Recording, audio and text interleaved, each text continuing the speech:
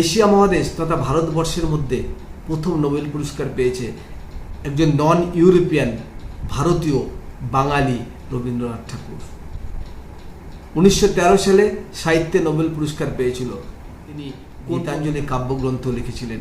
এই গীতাঞ্জলি কাব্যগ্রন্থ ইংরাজিতে অনুবাদ হওয়ার পরে ইংল্যান্ড এবং আমেরিকার লোক পড়ার পরে তাকে একজন বিরাট সেলিব্রিটি হিসাবে দেখতে শুরু করে এবং তার পরিণতি হিসাবে তিনি নোবেল পুরস্কার পায়।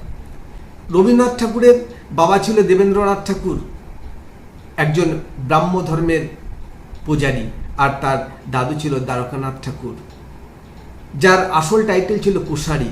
তিনি একজন ব্রাহ্মণ ছিলেন, একজন বড় ব্যবসায়ী ছিলেন, বিরাট বড় ব্যবসাদার, যে কারণে তাকে ওই এলাকার লোক তাকে টাইটেল দিয়েছিল ঠাকুর, মানে এত উন্নত মানের একজন ব্যবসায়ী।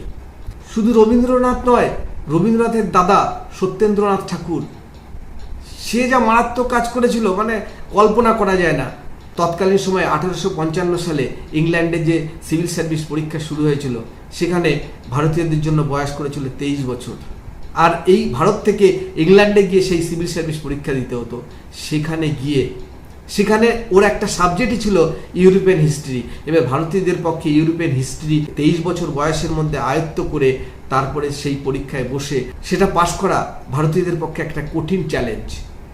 রবীন্দ্রনাথ ঠাকুরের দাদা সত্যেন্দ্রনাথ ঠাকুর সেখানে গিয়ে পরীক্ষায় পাশ করে 1864 সালে প্রথম ভারতীয় সিভিল সার্ভিস পাশ করা একজন প্রার্থী হয়।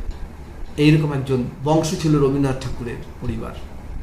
রবীন্দ্রনাথ ঠাকুর যে কবিতা, নাটক, গদ্য, পদ্য, গান লিখেছেন, মানুষের প্রত্যেকটা জীবনের প্রতিটা পদে পদে তার স্থান রয়ে গেছে। মানুষের চিন্তা ভাবনা তার গান কবিতার বাইরে কিছু নেই। রবীন্দ্রনাথ প্রায় 2200-রও বেশি কবিতা লিখেছিলেন, 2300-রও বেশি গান লিখেছিলেন। একটা মানুষের জীবনে যে কি করে এটা সম্ভব হয় আমি ভেবে অবাক হয়ে যাই। 1905 সালে যখন বঙ্গভঙ্গ হয়েছিল, রবীন্দ্রনাথ ঠাকুর তখন রাখি বন্ধন, হিন্দু মুসলমানের মধ্যে একটা সম্প্রীতি বিধানের জন্য উনি রাখি বন্ধন উৎসব চালু করেছিল এবং সেইখানে একটা গান লিখেছিল, ও আমার সোনার বাংলা, যেটা এখন বাংলাদেশের জাতীয় সঙ্গীত এবং ভারতবর্ষের জাতীয় সঙ্গীত জনগণ মন অধি রবীন্দ্রনাথ ঠাকুরের লেখা। 1911 সালে কংগ্রেসের কলকাতা অধিবেশনে প্রথম গাওয়া হয়েছিল এই জনগণ মন অধিনায়ক জয় হে। রবীন্দ্রনাথ ঠাকুর কিন্তু প্রথাগত কোনো শিক্ষা অর্জন করেনি। রবীন্দ্রনাথ ঠাকুর কলকাতার বিভিন্ন স্কুলে তাকে ভর্তি করা হয়েছিল, কিন্তু স্কুল শিক্ষা তার ঠিকমতো হয়নি।